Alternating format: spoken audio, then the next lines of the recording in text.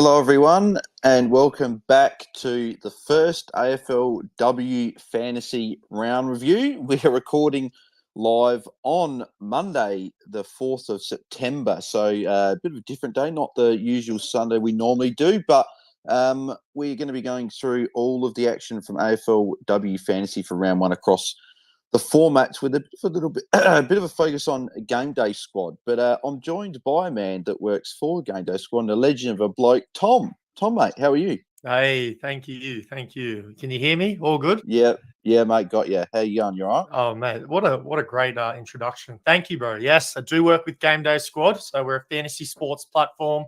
I know everyone listening right now is a fantasy fanatic. I hope you like that pun. So I know you'll like it. You'll like what we do there. You should check it out. I know Bales linked it before, but it pretty much combines card collecting and fantasy sports into one.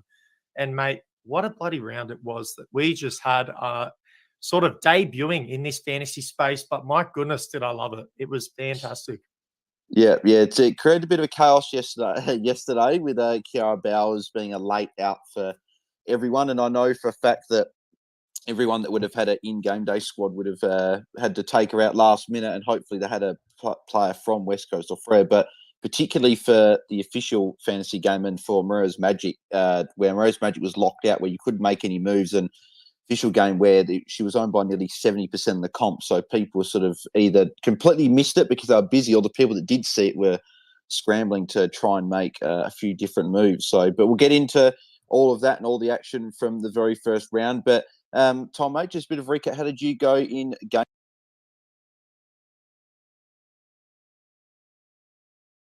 day squad this week? Mate, I didn't do too.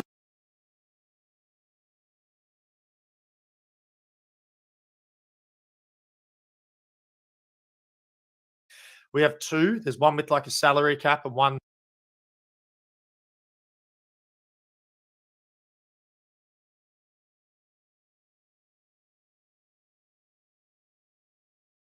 corner in my back line as well.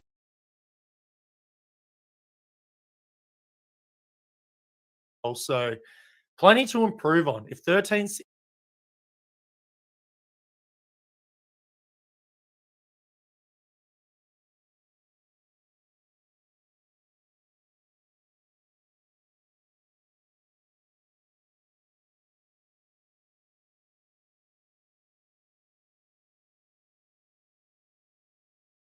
a 14-12, which puts me in overall rank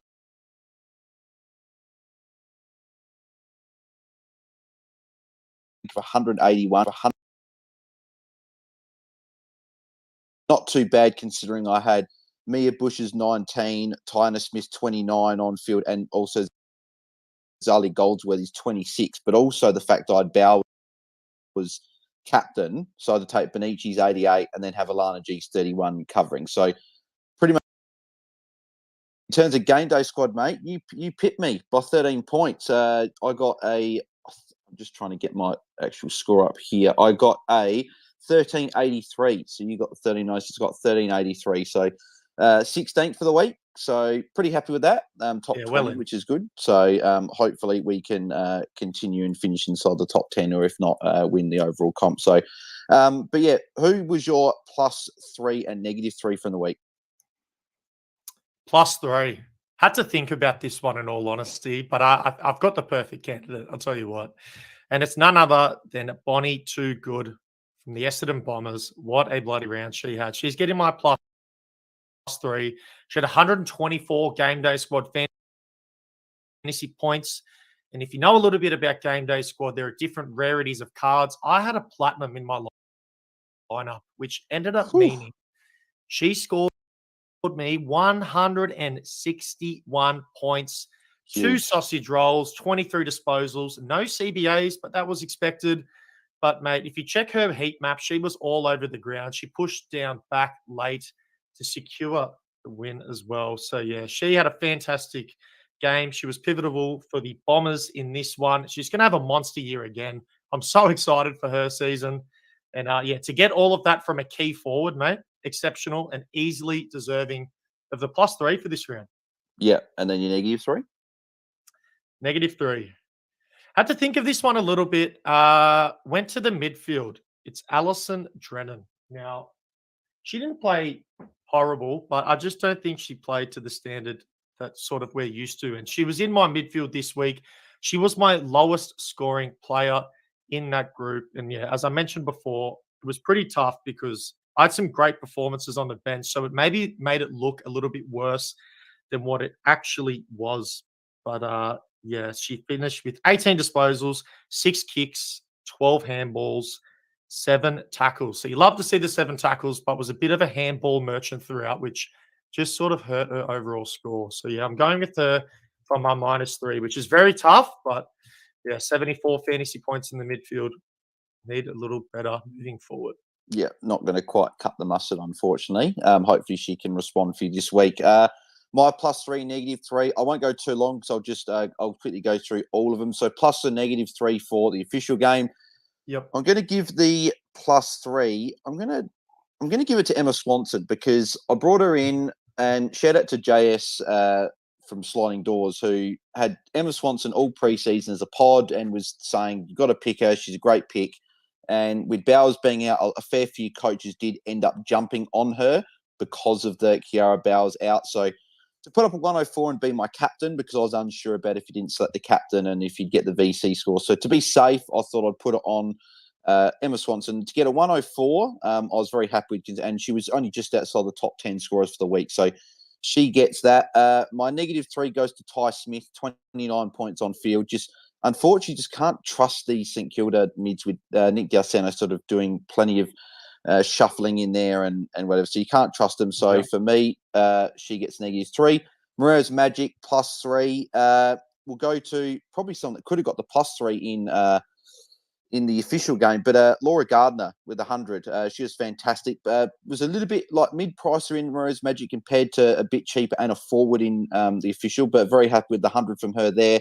-3 goes to probably going to give that one to Zali Goldsworthy there with a 26. I was hoping for a little bit more there with a bit more mid-time, so unfortunately there. And then in Game Day Squad, my plus a -3. I'll give my +3 is going to go to Amy McDonald. So she was my only bronze in my midfield, and she's got 140 Game Day Squad points, which was huge. And that was more than Emma Swanson and Chloe Malloy, both of them being silver, and even the Hannah Ewing's gold that I had. So considering that got the high score as a bronze was fantastic. And then the -3 there probably goes to goes to Bella Smith. I was hoping for a little bit more than 18 points from her. I know she's a key defender, so I wasn't expecting like 70 or 80 points, but 18 points, unfortunately, just not quite good enough. So she gets a -3 there. So perfect. Well, we'll move on to the games, and that's we'll touch on a few of the key players throughout the games and discuss them and get your thoughts on a few of them, Tom. So we'll go to the first game, which is all the way back on Friday night, which was Melbourne and Collingwood, with Melbourne taking out that game by 42 points. Bree Davey, so she scored 131 fantasy points. I don't have the official in terms of like the Game Day Squad fantasy points for reference for you, mate, but what did you make of her game on the Friday night? She was obviously missed a fair bit of time, but she bounced back with a vengeance. Well, her Game Day Squad score was 157. So absolute jet. Yeah. You can look at her heat map. She was everywhere in this one. And you could tell when watching the game, like she literally was dominating. Without her, goodness, I would have liked to see the score for the Pies because, yeah, she was just one of their best ball winner all day, was going in hard to the contest. And I loved everything I saw from Davey. And I tell you what, she was on my bench. And as soon as that lockout ended, Bales, she's not on the bench anymore. I'm that excited to see her continue to play. Like, what a performance. Yeah, she was huge. And I know that we use the term in the men's game. They say men against boys. I'll tell you what, was a lady against girls out there. It was just she was just absolutely incredible. And yeah, if she's going to be a big target for people in the official Moreira's Magic game. And if you've got her in Game Day Squad, you'd be chucking her straight onto your field because you need those points from her, and then the cash gen in those other formats as well. Going to a couple of other players from the game. Britt Benici looked pretty good. She got the 88. She did slow down after half time. She was on 57 points at half time with the 31 points. after half time. What did she end up scoring in Game Day Squad? Let me get that up for you. Don't have a card, unfortunately. You're the, I wish you're, I did. you're the Game Day Squad stats man. So Goodness, what did she? Benici 97 from what I can see here. Yeah. 97. Yeah. So not too bad. A little bit sort of under, but for a fact, I know she'll get a lot better. She first game in obviously a long time, so she'll only get better from that performance. So I wouldn't be trading her in the formats. And if you've got her in Game Day Squad, if you've got her on field, I still think I'd be leaving her there. Kate Hall was very, very good as the Melbourne captain. Looked busy when she went into the midfield. Had a particularly big third quarter there. Unfortunately, I've looked at my trades, and she might be a person I might have to trade just to get Bree Davey, which is unfortunate because I don't really like doing that. But yeah, wow. Okay. She was very, very good. And then Karen Paxman, only a 58. She had a good role in the first half. The second half, not as much, and her score was a little bit underwhelming. So she might be a highly sought player in terms of being traded out just to facilitate other moves, because we did see in the official game the price rises are just really drastic. Like, for example, Marianne Anthony for Carlton, who we'll talk about in a sec, she went up 223k after 1 week just because of the price change, which is huge. So, wow, man. Yeah. The Demons forwards were just great in this one anyway. 10 goals between them all, 13 behind. So, they were taking contested marks all day. They look awesome. And, yeah, Kate Hall with that captain's armband on. Good. Yep. Good Yep. first start. Yeah, she's promising. And then Taylor Harris as well was also very, very good. I don't know if you have. Do you have a Game Day Squad points there as well for Taylor Harris? Yeah, let me get that up for you. Yeah, she was quite influential as well. 84 for this game, mate. Yeah, so not too bad, and she'll be one of the, I think, top scoring forwards this year. So if you've got her, you want to be keeping her in the lineup. So we'll move on to the next game, which was Carlton and Gold Coast, with Carlton just getting the job done by 2 points. Charlie Rowbottom, 121 fantasy points, and if you can find her Game Day Squad points as well, that'd be fantastic. But she was again just another level. She looks like she's going to take another leap into sort of the top echelon of midfielders if she wasn't already there. She was fantastic. A few people jumped on her as a bit of a unique. What did you make of her game on the weekend? And if you've got a score there, let us know. Yeah, 139 Game Day Squad fantasy points, was dominant throughout this one, mate. 25 disposals, had a sausage roll as well throughout. And, mate, with one of the biggest don't argues I think I've ever seen in my life. How good was that? Yeah. Absolutely just dominated that defender. Get off me. I am all about business. Unfortunate she couldn't pull out the win. As you said, very close game. And, she just made her mark everywhere, all over the field. So, definitely didn't come down to her, but she'd be pretty upset that they couldn't get the result just because of how well she played.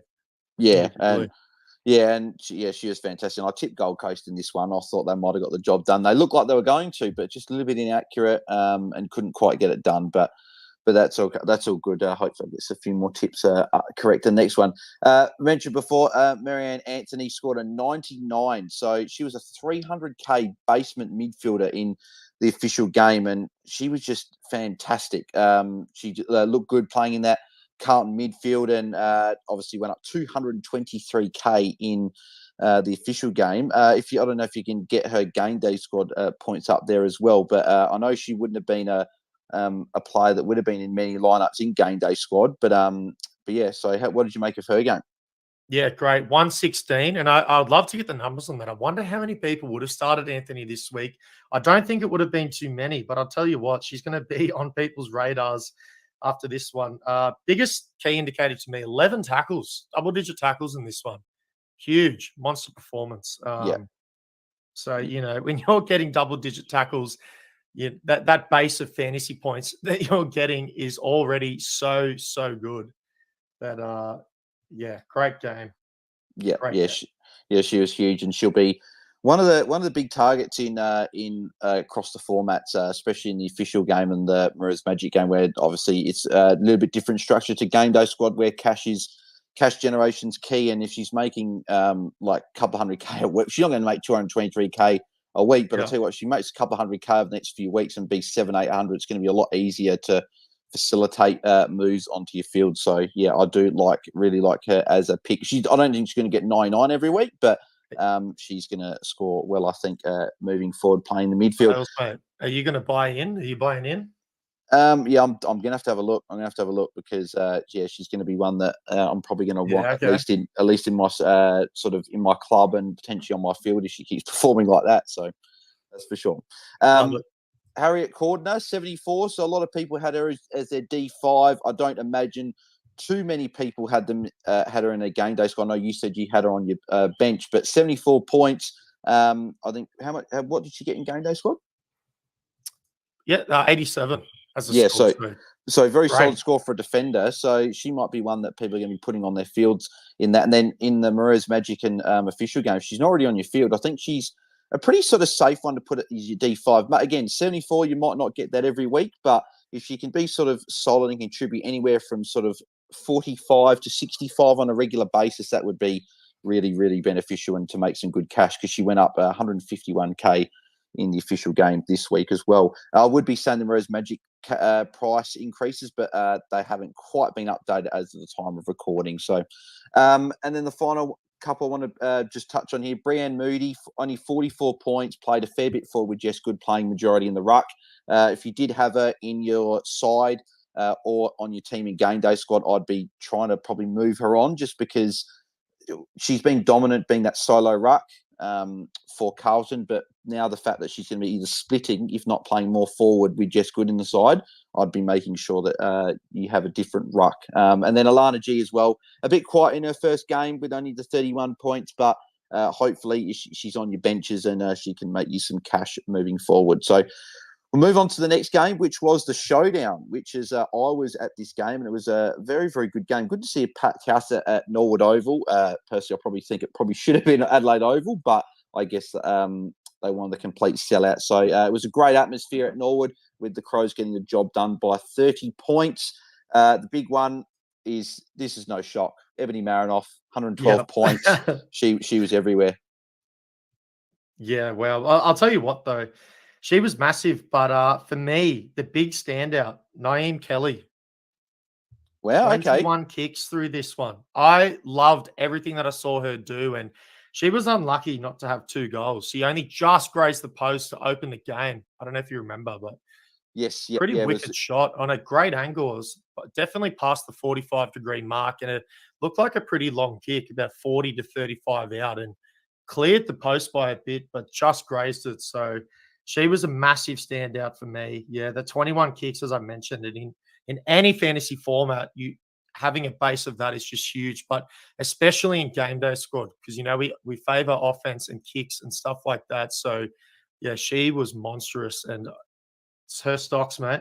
They're flying up the roof. And the fact that as well being a forward in game day squad, because I've got her gold card, so I'm probably going to try and see if I can put her in my side there. But with the other formats, I'm a little bit unsure with sort of hers. Not just she's 679, so I think she's game day squad relevant, which is obviously a great point where you're bringing her up. But in terms of the other formats, so this is what's good about different formats is that some players are relevant for different ones. So I think Kelly's not as relevant in the other ones. A few people jump on her because they'll see that big score. They'll see she rose 155K in the official game, and she'll rise a little bit as well in the Mares Magic game. But I'm not sure she'll be able to be consistently above that 70, 75 points that you probably need her to be at, being priced at. But in terms of game day squad, there's not too many forward options. So I do like her as a pick in that. And then just with Marinoff as well, just quickly going back to her, 155 points in game day squad is massive. And that's with a silver card. So I think 141 points, sorry,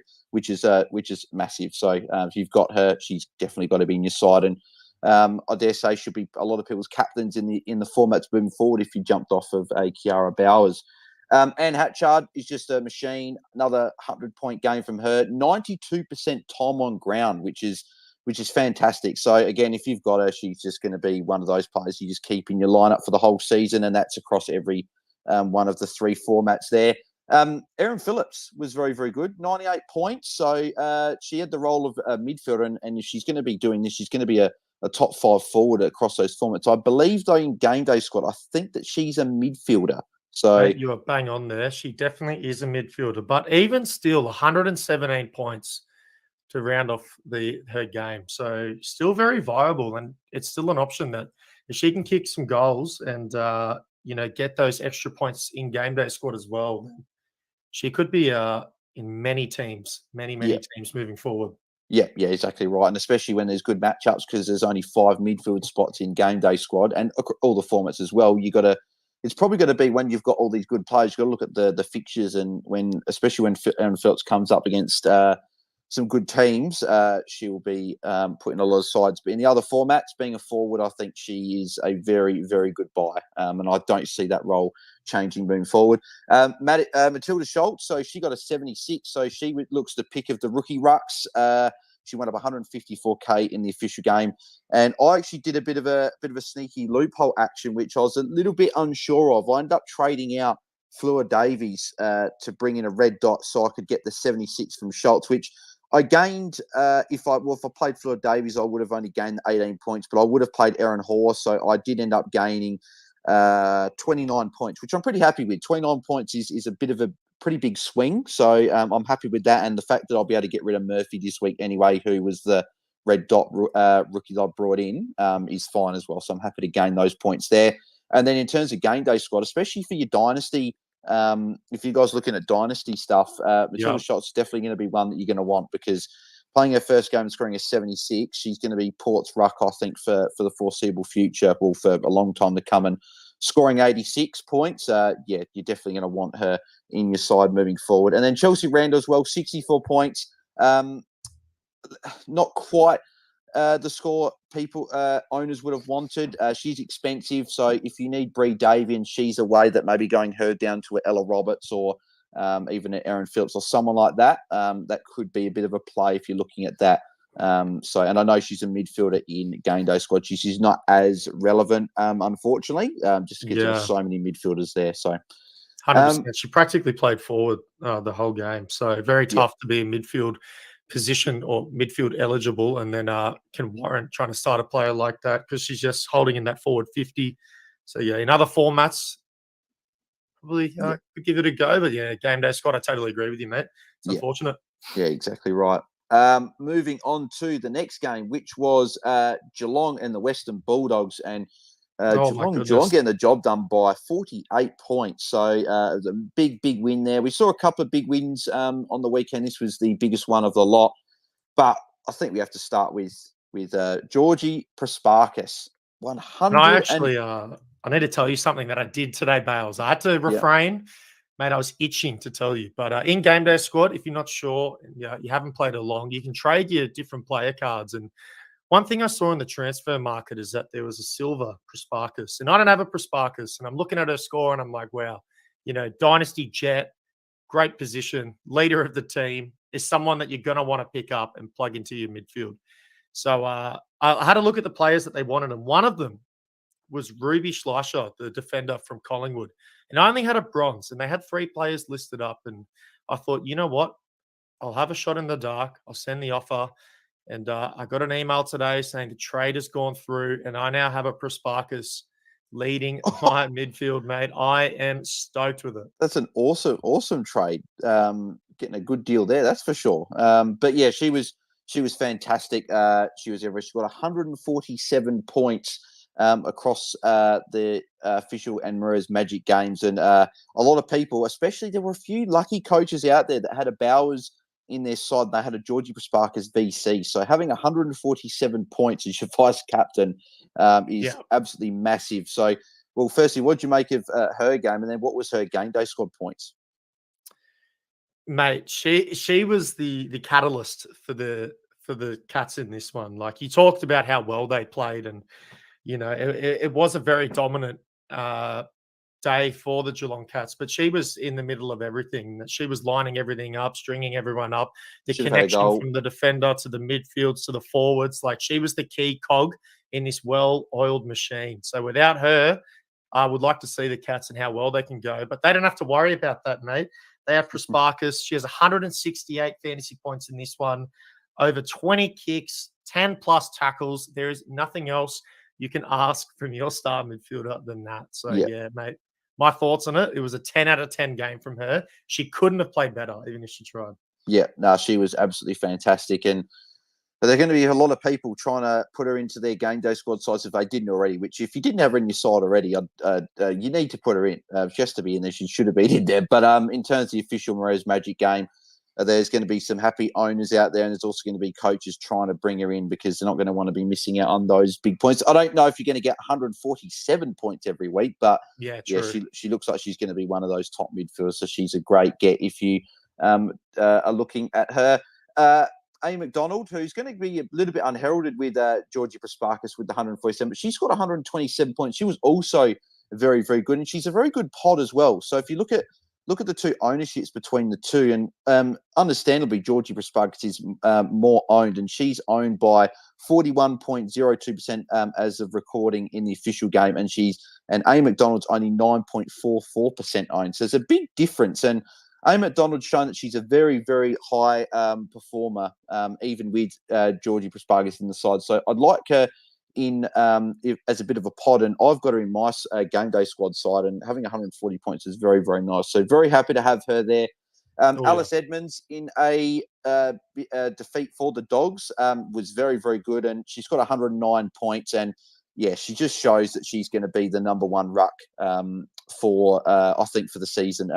She also scored 116 points in game day squad as well. So she's just a class ruckman. Should have got in the All Australian side last year, but I think she'll get in there this year because she looks very, very good. So she is one that if you've got her, or if you're looking for a premium ruck, she's the pick.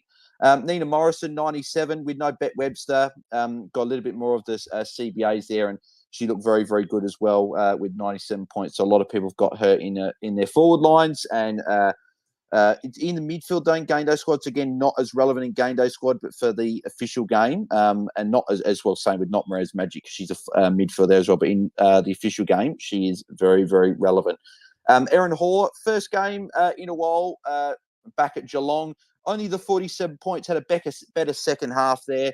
I'd be leaving her on the bench. I don't know if I'd be trading her out. I think she's still got some good cash to make. If that's going to be a worst game of 47 against Alice Edmonds, who's one of the best rucks, then what's she going to do against a team that have maybe got like not as good a ruckman as Alice Edmonds? So I wouldn't be trading it. I'd be holding.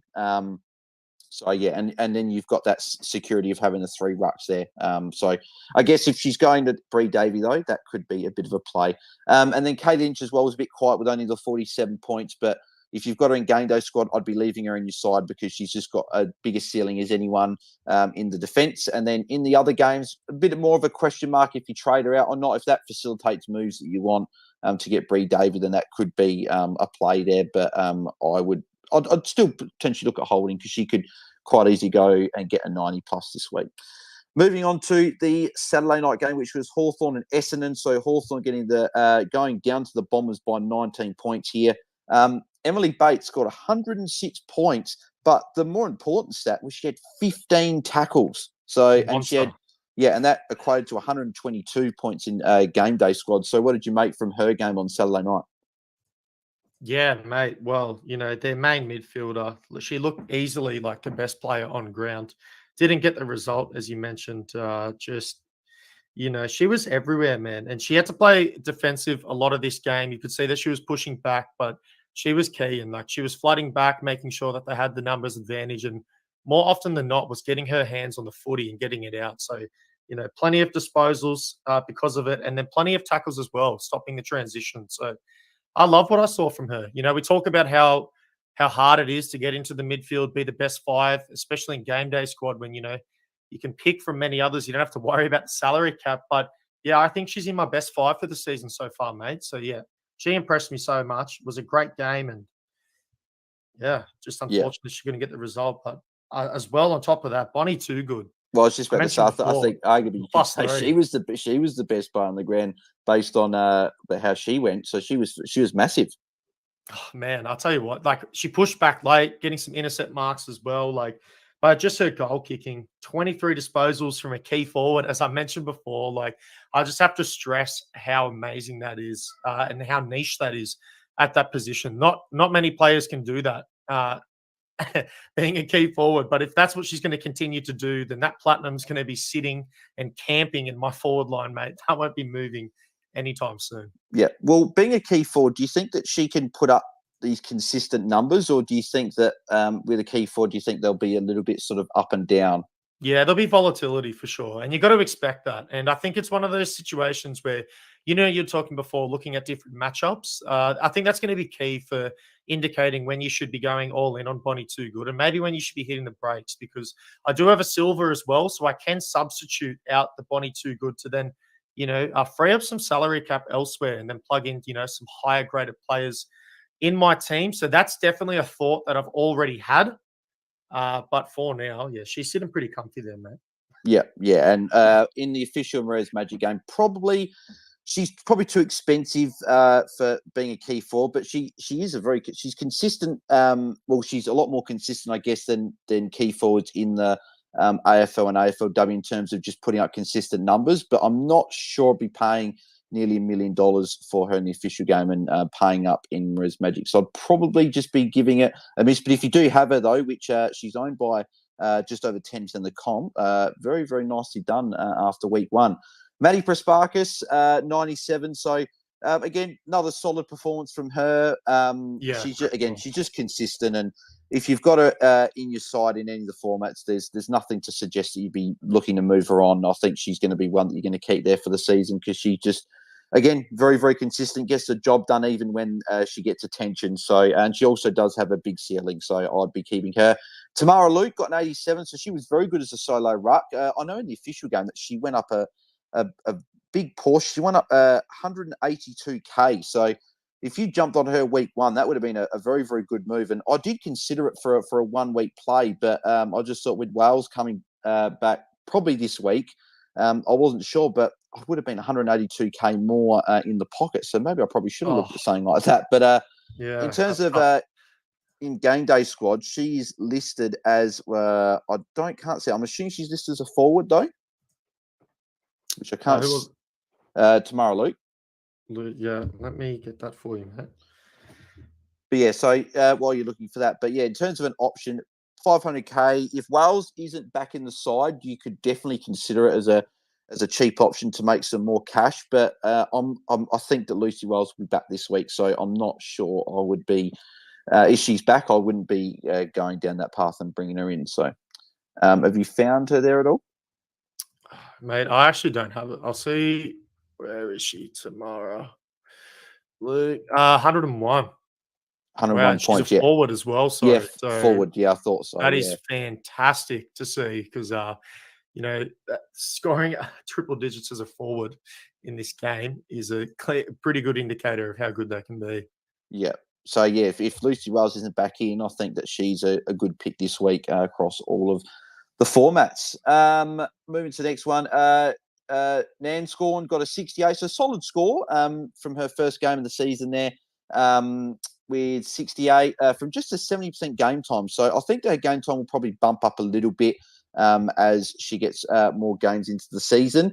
But I think she's still a good bench player to have there. I'm not she's just a player that you could put on field, but I think in the midfield you want, if people are bringing in Bree Davey, a lot of people got Benici already, Marinoff's there, if people have still got Bowers, or even if you brought Swanson in, there's those spots are very, very trying to think of it. I've just had a mental blank, trying to think of the word, very scarce, and you want sort of high-scoring players there. So I think I would be leaning towards having those premium players on there. But she's going to be good to make cash on the bench. She made 130K this week, and she's just going to continue to go up in price.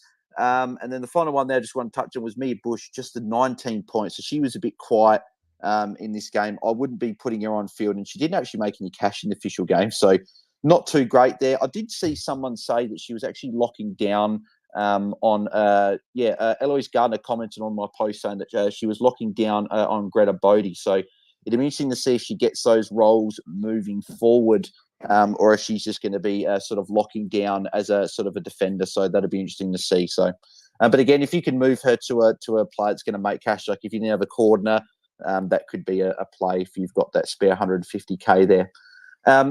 move on to the Sunday game. So the first game was North Melbourne and St Kilda. So North Melbourne again getting the job done by 40 points, and they look like they're going to be right up there in terms amongst the top teams of this season. But Jazz Garner, 120 fantasy points on the weekend, and in GameDay Squad, she scored. I'm trying to get her numbers up here. So she scored 42. Yeah, absolutely massive and monster score. She just looks like that play again, a little bit like Bree there at front. Like, just no one can stop her. Yeah, it is. And she actually finished in the top 5 midfielders this week in GameDay Squad Fantasy. So, she's already a part of that elite, that upper echelon of players. But yeah, she was just great. Like, I know I've said it a lot, but to get a goal as well from the midfield, like that's the perfect way. That's like the cherry on top when you're looking at fantasy. So I'm loving it. 20 plus disposals, nearly got to 10 tackles as well. Just dominant everywhere. And that's exactly what you're looking for. So Garner is a player that I don't have right now in my midfield, but is someone, mate, I'll be looking to try to get because she was fantastic. Yeah. And like she had a quiet third quarter. She only had the one handball, but she had 4 tackles to sort of have a respectable 18 points there. But if you take away that, she scored 102 points in the other 3 quarters, which is monstrous. That's like Georgie Prasparkas, like sort of how she went with a 147. If Garner had the 4 quarters there, she potentially could have gone sort of that 130, 140 as well. So yeah, she was crazy as well, Bales. Only 60 minutes playing time out of the 81 possible, or 82 possible. So had some time on the bench. Yeah, I think a lot of time on the bench. I think she got rested a little bit throughout the game, and I think maybe a little. I can't remember if there was a bit towards the end that she went on the bench with the game in hand. But no, she was absolutely fantastic, and she was the fifth highest scoring player overall for the week. So she was fantastic. Ash Riddell, who I started as a bit of a pod in my midfield, she was less than 6% owned. She got 105. She had a massive first quarter, so she had 46 points with 12 disposals and 5 marks. Was hoping that could have been sort of the catalyst to go and get a 120 and sort of get up towards a Georgie Prasparkas type score, but still 105, top 10 scorer for the week. I'm still definitely taking that and very, very happy with her performance. And she looks like she could be back up to that sort of 99 plus average that she was a few seasons ago. So she definitely looks like one that you're going to want to potentially target across all of the formats. And again, in GameDay Squad, you've got her in your side. She's got 119 points, and she is going to be one you're going to want in your side there. Emma Carney, 75 points. So she was solid and will just be consistent throughout the year. I think she'll be the number 1 defender because she's just going to be that consistent. And yeah, so I would definitely be having her in your side in all the formats. And then you had Jamie Lambert with 44, Georgia Prekos 42, and Ty Smith 29. So they were badly beaten, so that is one thing. But I just don't think you can trust any of the Saints midfielders until we see a few weeks in a row where we sort of get a good idea of what's happening. Because, yeah, just all of them scoring low, even if they played well, I don't see any of them going like consistently like above 100 or 90 or whatever like you'd want. So, yeah, I would be steering clear of How the about Saints Priest? mids. What was your thoughts on Priest throughout this game, mate? As a defender in GameDay Squad, like fantastic. She finished top 6 this week. Yeah, 77 points.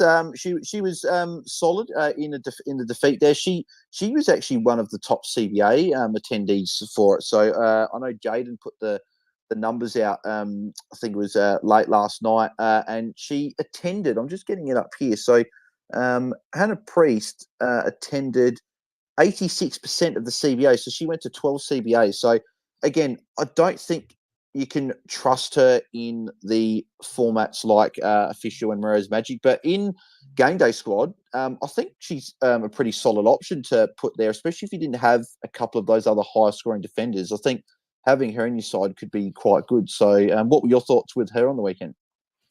Yeah, just that. Great. Yeah, it's going to be a tough day in the office always when you go down like that. And just the Kangas just had their hands on the ball just more often than not. So it was very hard game to score points for Sainers. But yeah, she looked like she was the best of the bunch. And that if you are going to be playing a player, she had 11 tackles, only the 12 disposals. But, if she can continue that sort of play, but get a couple more disposals when the Saints, have more of the footy, then that's going to go near triple digits, a game like that. And if you're getting that from a defender, that's a big yes, please, for me, Bales. Yeah, exactly right. And I've currently got her in my game day squad defence. So she's sitting nicely there at my D2. But in terms of the other formats, in the official one, she's priced. I'm just getting a price up here. So she's priced at 776k, 77 points. She did have a lot of tackles to get that score, so I would be a little bit wary of that. And the fact, as I said, with the St Kilda mids, next week she could easily be playing in the back line, and I'm just not sure she'll get that sort of consistent scoring that you want if you're paying up for that. So in terms of those formats, I probably would steer clear for the time being, but in game day squad, I'd be happy to put her in there until you see something else. So I love that. Stay cautious, eh? Yeah. Moving on to the final couple of games here. So Brisbane and Richmond. So Richmond getting the job done here by 6 points in a bit of an upset that people probably Richmond are a very, very good side, but I think a lot of people just expected Brisbane to get it done up there in Queensland, but they didn't. They fell short. So Mon Conti 101 again. We know how good Mon Conti is. She's arguably one of the most gifted players in the AFLW, and in terms of an option in sort of even actually this probably just in all of the formats, I think it a little bit comes down to you're gonna have to look at sort of her matchups and is she going to cop any attention, because we know that when she can cop attention, she can score a little bit lower. So in game day squad, as you can obviously change your players in and out week to week, she's a very, very good option to have there because on her day, she can be as good as anyone. But in terms of the official and Mirror's Magic, I'm not sure I'd be targeting her just because of the sort of the up and down scores that you can get from Mon there, as much as we all love her. And then in Mirror's Magic, similar thing. So, yeah, again, Mirror's Magic, very, very good option. And she's still a good option in the other formats, but I'm just not sure the consistency for the full season will quite be there. But yeah, she was very, very good with 101. Did cop a bit of a knock late with an ankle tweak, but she said that she was all good. It was just a bit of a cramp there. So she said she feels fine. She should be good to go. So that shouldn't be a worry there for anyone that owns her. Ali Anderson got a 90, so pretty solid. With no Emily Bates, it does mean there's an opportunity for more points there, but also on the other side, it does also mean that there is more chance for copping attention. And the fact that she won the League BNF last year, teams are going to be putting more attention to her. So I would be a little bit wary of that, and I don't quite think she's going to be a top 5 midfielder in any of in the official game or as Magic. But in terms of game day squad, she scored 109 points. So what are your thoughts with her moving forward? Do you think she's again one of those players that could be sort of matchup based, and you can put her in your side if it's a good matchup? Yeah, I totally agree, but I'd definitely be very cautious when playing a player like her. As you mentioned, best and fairest. So when teams are coming into games, it sort of needs to be needs to be highlighted, and you need to become accountable for a player like her. So more often than not, she is probably going to get a tag, or if not a tag, someone will be following her and being accountable. So I think it's hard, man. Like we've spoken about so many good midfielders. Like I would be for now probably a bit cautious, a bit more on the cautious side. I wouldn't be starting someone like her in my game day squad team, but it's definitely someone that you need to, have in your arsenal. And there's no harm in trying to, trade, or if you're fortunate enough to get her in a pack. I wasn't. Then keep her in the lineup and keep her in your team. But I just wouldn't be starting her yet because there are just so many other players in my mind that have upside. So yeah, that's sort of my position on it. Yeah. Yeah. And then also for anyone that wants to know, Mon Conti scored 121 game day squad points as well. So a very good game there. Talia Hickey got a 70. So probably a little bit unders for what you would have wanted, but probably something to note from this game as well, because also I'll put Ida Sheeran here as well. She got a 61. I still think Hickey and Sheeran are good picks. I think this is a bit down to it being a lower scoring fantasy game. So if you look across the scores, you only had only the 3 players go above 80. Go above 75, and only 4 players above 66. So I would just be looking at this as a bit of a lower scoring game. So Hickey, I know, only got a 70, and Sheeran only got a 61, and they would have been probably fairly similar scores in game day squad as well. I wouldn't be turned off by by a lower scoring game, I'd still be comfortable holding both of them, and we know they can be one of some of the best players in their line. So I'd be holding both. Plus second-year player as well, so definitely hold on as a dynasty asset in GameDay Squad. Like, you don't want to panic over something like that. She was great, and kick to handball ratio is fantastic as well. So plenty of positives, mate. Plenty of positives. Yeah, exactly right. The only thing is, Tom, I'm not sure with the dynasty one because her Hollis Sheeran is turning 31 this year. Oh my goodness! Yeah, because she was confused with. I am no. Retract my statement, mate. But because she was mature age recruit last year and she was fantastic. So but no, you're definitely going to want to keep her in your side, I think. Gabby Seymour was pretty good as well with 59 points. Again, a little bit lower, but with the lower scoring game, I think she'll be fine moving forward there as well. Lily Postlethwaite, who a few people have got in the official and Mirrors Magic games, only had the 40 points, which isn't actually too bad for a basement player. So I think that she can be safe for a 35 plus score most weeks. So I don't mind playing her as an F5 if that facilitates you being able to bring in a Bree Davey or a player that you like. So that's something I've considered doing with my side this week. So we'll move on to the final couple of games here. So Sydney and GWS. So Sydney getting their first win in the AFLW. The red and the white. Let's go, baby. The bloody Sydney fans here. So I'm happy for Sydney with this one. Not so much the men's, but that's another story. But yeah, Sydney getting the job done for their first win by 5 points. And I think we got to start with Laura Gardner. 100 points. And shout out to Liam here from the free kick. He was banging on about Laura Gardner. You've got to be picking her in your side. And she was, I think he said she was around 2% owned when he was saying that. And she's now over 21% owned in the official game, which is massive. She had a 50-point last quarter, which was huge. And she had a pretty good sort of the third quarter was a little bit down. But it was her last quarter that really did it all. And 100 points, and I'm just getting up her game day squad score here as well because I know for a fact that she's also a forward in this. 112, mate, and one of the best 6 of the round. And I was literally just making a little short video, which should go up on GameDay Squad's TikTok tomorrow. But she's the player that I'm most excited for this year. You know, Swans got her as a recruit, brought her over, and the Swans need a ball winner. They need a leader, and Laura Gardner is all of that and more. And the fact that she's a forward in GameDay Squad, I would be starting her as a midfielder, let alone being as a forward. So she's going to be a set and forget player for me this year. I think she's matchup proof. I'm going to be playing her every possible chance I get, barring, of course, health. So tapping on some wood.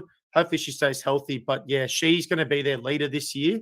And you could tell in the game, mate, every time they needed someone to step up, it seems like she was there and that number 31 was on the prowl. So loved her game, loved her performance, and she was the reason the Swans won. Loved it.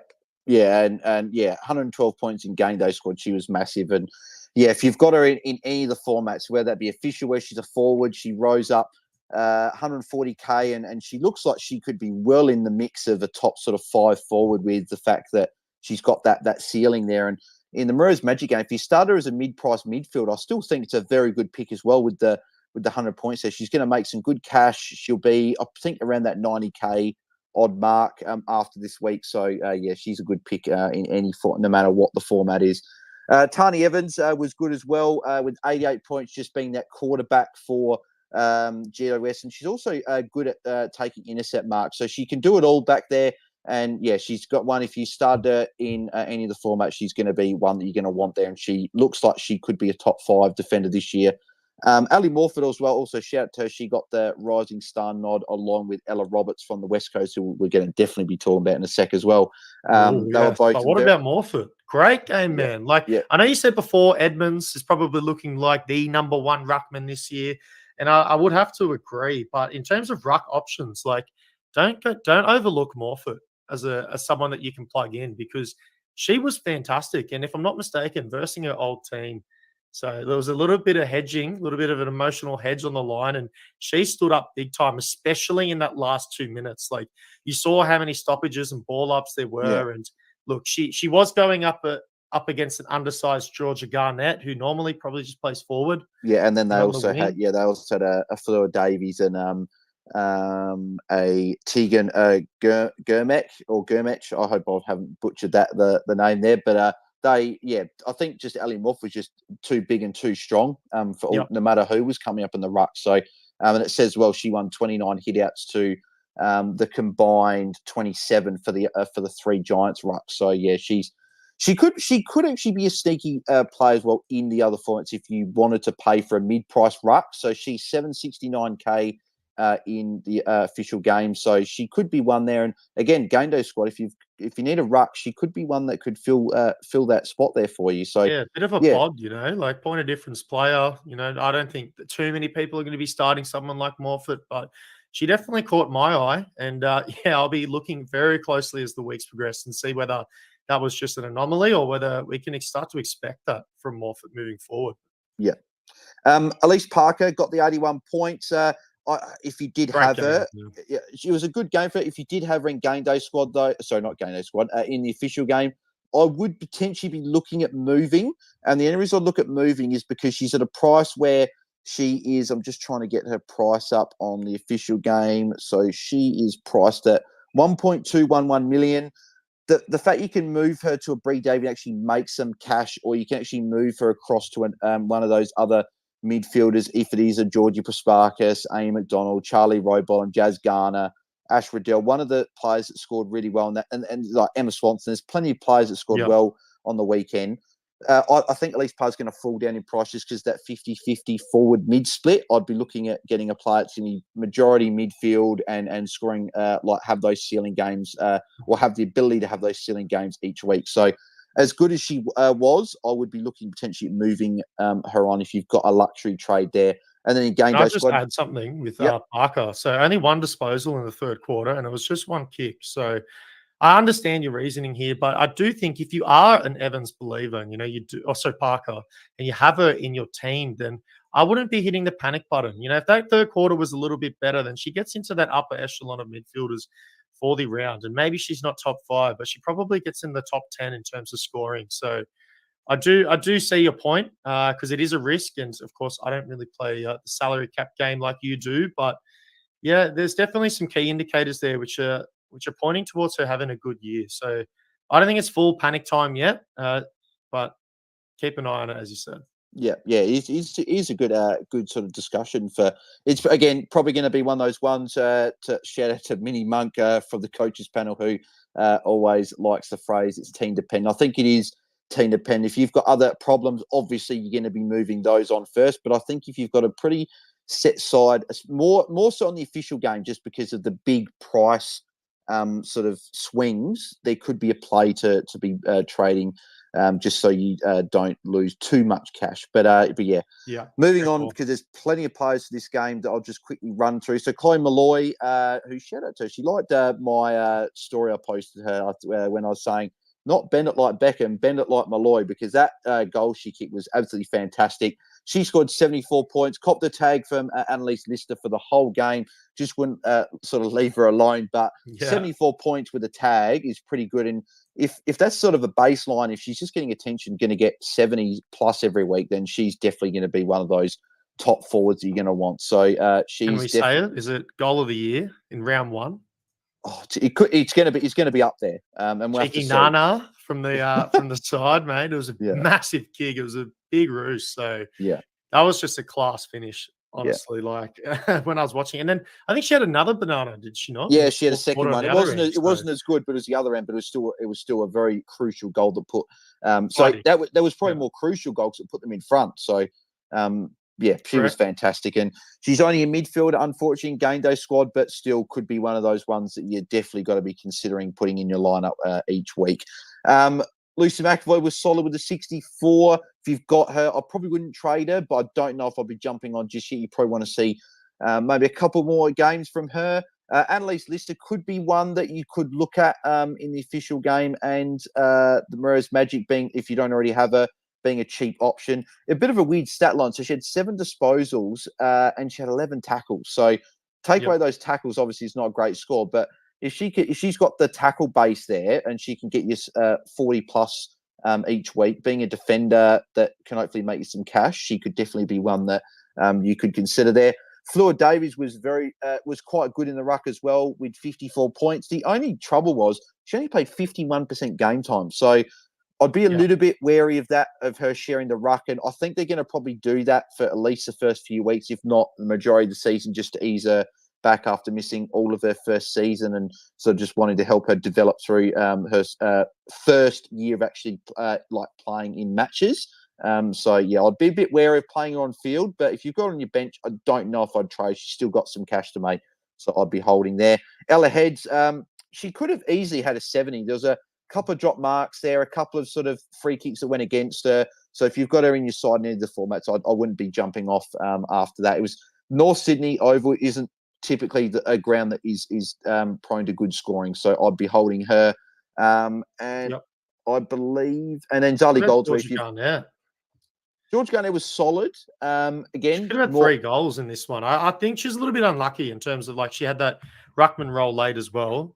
But yeah, she had one that was touched on the line. It had 2 tidy finishes other than that. And I think she led. Did she lead the AFLW in marks last year? Or if not, it was towards the tail end of the year. I think it was the last 5 games. So yeah, she's going to be an option and forward eligible. I'm not sure what her price is like. So whether she is going to be someone that people will target, or she's going to generate cash. But definitely in terms of game day squad, it's someone that you should be keeping an eye on. And if I feel like that's sort of like the floor of her performance, and it could potentially only be up from here. And if that is your base performance, then that's some real good signs moving forward. And she's a young player, good dynasty option. And yeah, I'll be looking at that, man. Yeah, definitely game day squad, very relevant being a forward. Being a bit priced, 838K in the official game, I don't see her being an option just yet. But definitely game day squad and again, this is another one with the formats being different. Some players are very relevant in one, but not as much in the other. Cynthia Hamilton, 44. I don't know if I'd trade. I'd probably give her another week. But again, if she's one of the issues, she could go being priced at 609K there. Zali Goldsworth, I would move off of. However, only 26 points. You can't be having players scoring that when you need them making cash to go up to a player that you want to bring in. So I wouldn't be keeping her, be trading. Moving to the final game, so Fremantle and West Coast. Mim Strom, 112 points. She was fantastic. Filled the stat lines. 112 points in that one. And then she also had in game day squad, because I actually had her as my ruck. You cheeky bugger. That's why you scored so well. So she scored 119 points, which is fantastic. I think that would have put her in the top couple of rucks for the week. So make it number one. Make it number one for the week. For the number one. There you go. So yeah, she filled the stat lines up with the 6 marks and 8 tackles there, with the 15 touches, 25 here. She's definitely got to be one that is going to be in the top few rucks. And yeah, so if you've got her, she's been a very good pick after one of the weeks. After 1 week. Emma Swanson, who a lot of people jumped on after Kiara Bowers news, was very solid, especially after quarter time. 104 points, only the 13 points in the first quarter, but again, if she had 4 quarters, that would have been a big score there. So actually, she had 16 points, in the first quarter there. My bad. But yeah, her second half, especially with 27 points in the last quarter, 35 points in the third quarter. She was fantastic. So if you've got her, I think she'll be very consistent in your midfield this year. Moving some of the players here. Ella Roberts, 92. Roberts. So she was fantastic. Got the Rising Star Award for the week, along with Ali Morfitt. 24 disposals, and just played everywhere. And again, across every format as a forward, and in Gainer squad with Dynasty, she's one of the best picks you can get in your forward line. Must-have player, hey, and really unlucky. Was 0-2 scoring for the game. So if you add a goal or 2 on top of her already monstrous score, getting the Rising Star as a forward, this is someone like Gardner for me. I'm fortunate enough that I actually have Ella Roberts, and she cemented that spot there. And she could be my number 1 forward for the year. Gardner closely behind. So yeah, she's not moving anywhere. Bonnie Two Goods in that conversation as well.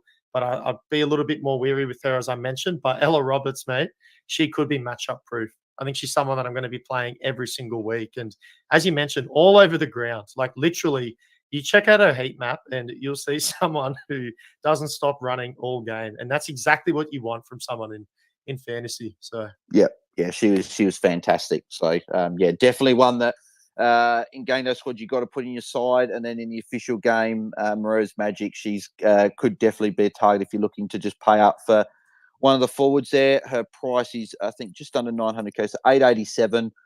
She's gonna be putting up consistent numbers like that. The only thing maybe is that maybe does she start getting some attention with how well she's playing? That's probably something people got to watch out for. But yeah, she was very fantastic on the weekend. Moving to a couple of other scorers here from the game. Scanlon there with 65 points, so good rookie option to consider in the format. So she is priced. I'm just going to get her price up here. So yeah, Maddie Scanlon is 420k. So again, in defence, 65 points could be a decent rookie to jump onto. So definitely one to consider in your defences. Shay Davison with 56, again, a forward rookie. She's going to be one that, to consider as well. She looked good getting up the ground and getting involved in a lot of chains throughout the game. So, yeah, definitely one that you can look at there. Hayley Miller was surprisingly quiet with no Bowers, and she had a 25-point last quarter. I think it, or hang on, no, not 25. It was a 25-point second quarter, sorry.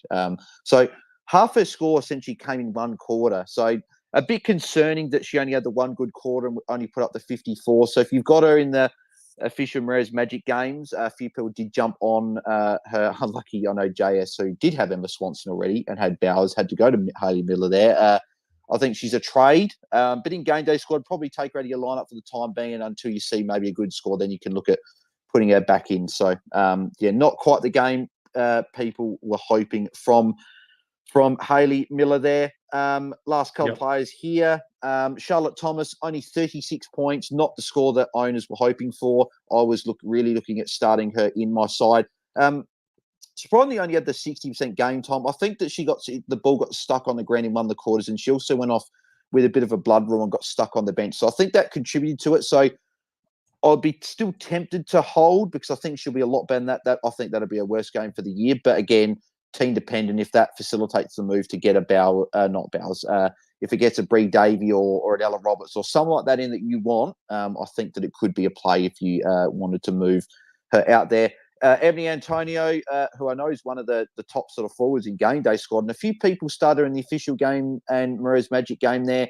Only the 35 points, a bit quiet on a wing. I think you're going to get that a little bit there with Ebony this year. Just being a winger, we do know that wingers across the men's and the women's game scores can be very inconsistent. So I would be probably looking at moving on in the official game.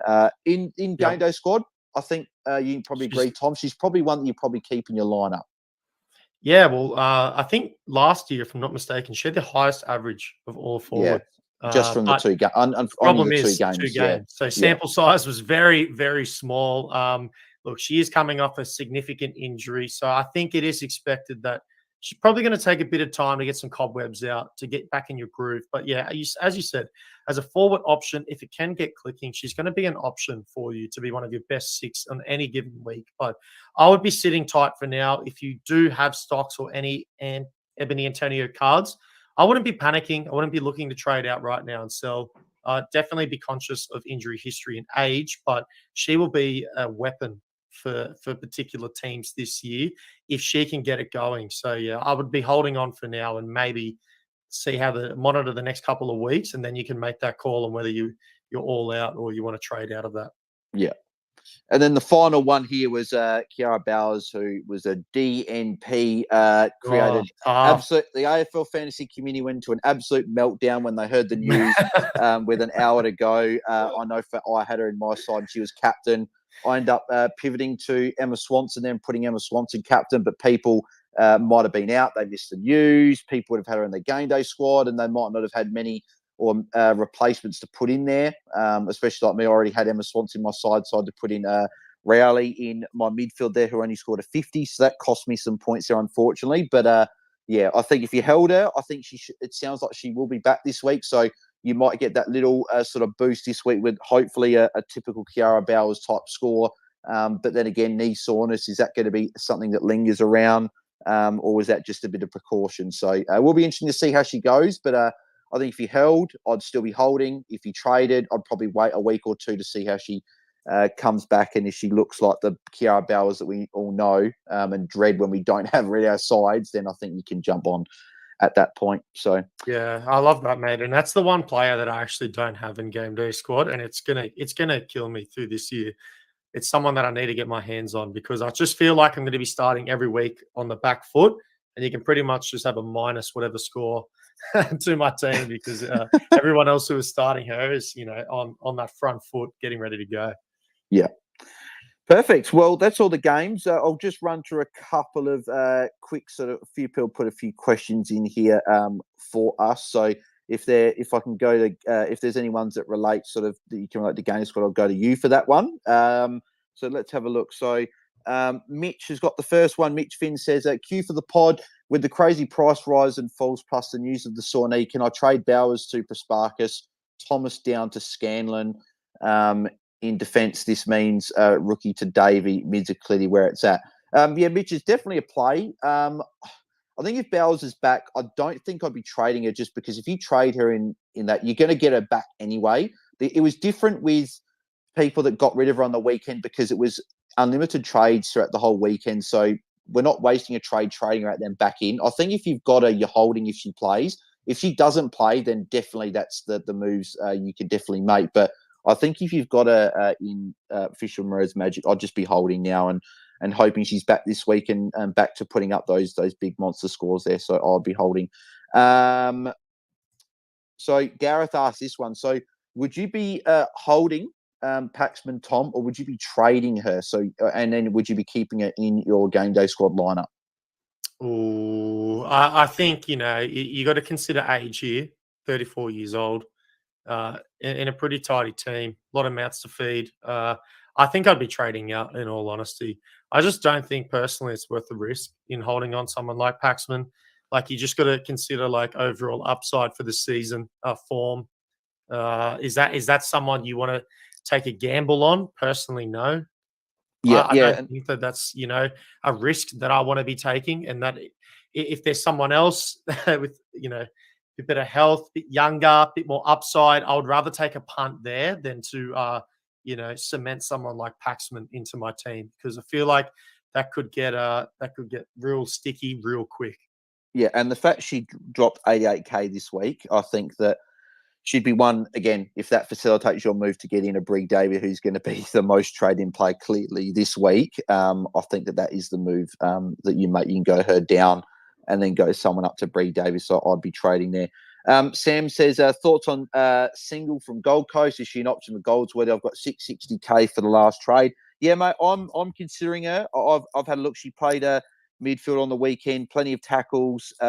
If she could just make a bit of cash over the next couple of weeks to get into that maybe 800-900k range to go to another forward, I think it's a play. With that 80 already into the price cycle, I have looked at it because I can afford someone at that price. So instead of getting a Shay Davison, I might get a Single who might be a bit safer to play on the field. So, yep, definitely an option to consider. That's for sure. I'm interested to see what the gang at Free Kick do say about Lucy Single, because there could be one that they might be keen on as well. Brisbane Blood said, thoughts on Morpher? Also, best forward options under 550k. In terms of best forward option under 550k, it is tricky. It's probably going down all the way down to a Davison. Is probably the bet there, because a lot of the forwards are over 600. If there's no Lucy Wales, Tamara Luke could be that option at 501k there, but that's obviously relying on her. Lucy Wales not playing, but I don't think there's two options. But we did talk about Morphet before, mate, and I know that Tom was a big fan. So, yeah, could be one that you could jump on as a bit of a mid-price ruck, and that could be good for you as well. And then you said, thoughts on Hickey to Morphet, said Brisbane Bloods. I wouldn't do that personally, no. I'd be holding Hickey. I think it was just a low-scoring game, and I expect her to get back to higher scoring in the future. And 70 is not a bad score either. So, last couple here, then we'll do our wrap-up. Ben said, trades at the moment looking like heads to McDonald. Down back, Alice Smith for Gunjaka and Anthony for Smith in the mid. Thoughts? Anthony trade I like. I'm not sure about Gunjaka as an option. She's more of a key offender. I think her scoring going to be very inconsistent. So I probably wouldn't do those, but I do like the Anthony play there. Jennifer said that she put Bree Davey into her lineup seconds before the game started on Friday. How good's that? That's awesome. That has to be one of the best moves you could have made in the round. I wonder what spurred that. That'll be interesting to get some context in behind why. But wow, that's a league or a week winning decision right there. So yeah, and now teach me your ways. No, well, Jennifer, you don't now have to worry about getting Bree Davey on your side. Now you can look at all the other ones, so you get that leg up, which is huge. Porter Dennis, thoughts on Keely Shearer? I don't think she's too bad an option. 750K is getting up there in a bit of an awkward price. 99 points on the weekend could be someone that you could look at. Again, probably one that I'm interested to see what the free kick guys say about Keely Shearer. I think Murray's Magic, definite option. Official, maybe a little bit of an awkward price. And final one here from Sneeko. Got a very similar team to you, Bales. Do we swap 3 rookies to trade Benici to Davey? Probably, I'm holding Benici. 88 points is a solid score, especially with some of the other mids priced more than her, scored similar, if not worse than her. So I'd be holding. I think she's just going to get better and better. Melbourne are a very tough team to score against, which just shows how good Bree Davey was. So I'd be holding Sneeko. I wouldn't be trading her there. All right, so that wraps up the questions, mate. Any sort of last-minute thoughts, mate, before we let the listeners go? No, mate, it's a fantastic round of footy. If you don't know what GameDay Squad is, it was linked before or added before AFL Fantasy Fanatics Twitter, which I know you will have you here right now. So give it a click. You get 30 free starter packs for signing up. So why don't you just go over there, see who you get. Maybe you'll get a Kiara Bowers, and then you got one up on me already. So, but yeah, mate, it was a fantastic round of footy. As you said, it was sort of my debut round to this whole space. And as I mentioned, or I think I mentioned before, but mate, I can't tell you how many times I checked live scoring throughout the weekend for games that I couldn't watch. I was like a kid in a candy store, dude. Yeah, I checked the scores more during a game for this round than I did in pretty much any of the men's games throughout the season, because I just like leaving it. Whereas here, I'll always like updating and stuff. So yeah, definitely, yeah, 100% got the buzz again of the new season. So in terms of my trade thoughts, because Tom can't give you his because he's obviously it's just one where you can change your whole lineup. So I doubt he's probably going to do a whole heap of changes. But in terms of my early trades, in terms of my early trades, I'm going unfortunately Kate Hoare to probably Lucy Single at this stage. It could be Shay Davison, but I think Single maybe getting those maybe extra points and better role, I might go her. I don't like getting rid of Kate Hoare, and I wouldn't advise it, but she's sort of the one that for me, out of the other players I've got that's expensive, that facilitates my next move, which is going Ty Smith up to Bree Davey, going a player 312K to get $1 million player in. I'm essentially going Kate Hoare to Bree Davey, and then going my red dot ruck, which was Murphy from Brisbane, to Marianne Anthony. I guess if Marinoff goes absolutely massive on Friday night, then I'll consider holding Murphy and do a bit of like a looping action in my rucks. That could be something I'll consider, but at this stage, they're my early trades. So, but we appreciate everyone that tuned in live on YouTube and Twitter, and especially those people that did send in those questions as well. If you did enjoy it, leave a like on the space, or leave a like on the video on YouTube. Also, subscribe to my YouTube channel if you haven't already. We are we're very close to 1,300 subscribers. We're only 19 away now. So if you haven't subscribed, make sure you do. And you go follow all the socials. You can find me at BalesDT on Twitter, mate. Where can the people find you, Tom, on the socials? Yep. So you can find me at Thomas Sidrilic. It is a bit of a tricky one, so you might just want to click the link if you are in the Twitter space right now, or if you're in the YouTube, head over there. Give us a follow. I'm going to be posting a lot more stuff, getting a lot more active on my own personal account. But of course, I'll also be posting plenty on the GameDay Squad account as well. We got a Twitter, and most importantly, a YouTube. I think normally we're going to be doing these live rooms on on Sunday night, if not mistaken, Bales. But this was an exception. We couldn't get it done. So NFL fantasy drafts we had last night. Yes. So definitely look out for that. So we will be doing it a day earlier, getting you all that fresh news. But go subscribe to YouTube for GameDay Squad, because we have a YouTube show that's going to be recorded tomorrow. Should be coming out on Wednesday. And the crew that I've assembled for that is elite, if I say so myself. I've definitely, we've gone in our Duffy bag there. We've got some real good candidates. Bales, hint, hint, could be one. And there's a jet of the fantasy community who's going to be the other. So please make sure you subscribe so you're notified when that comes out. It's going to be a banger, and there'll be weekly shows plus weekly lives. Let's get it. What a season. Yeah, no, look, definitely looking forward to it. And also, if you guys haven't seen, I post on my own Twitter account for the AFLW Fantasy MVP, which I'll be running weekly. I did it last year. So if you haven't voted, make sure you go across to my Instagram story. I've put the link on my account. Go and vote for who you think should get the AFL Fantasy MVP for round one. There are 4 very, very good candidates who all scored over 120 points this week. So make sure you go and get your votes over on that one. So, yeah, as Tom said, we'll catch you guys on the Sunday night, which will be at the normal time. Obviously, we were unavailable last night. But I will be back on Friday for the pre-lockout chat, as always. The game starts at 5:05 Eastern time, so I will be going live at roughly about 4 o'clock Australian Eastern Standard Time. So about an hour before the game, answering everyone's questions, getting a few people on, answering heaps of some, getting just at AFLW Fantasy chat. So make sure you guys tune into that. But again, thanks very much, Tom, for jumping on, mate. Thanks all the listeners. People sending questions, and we'll catch you guys on Friday for the pre-lockout chat, and again once again on Sunday night after the final game for another round review. So thanks, guys. We're out. See ya. Cheers, legends.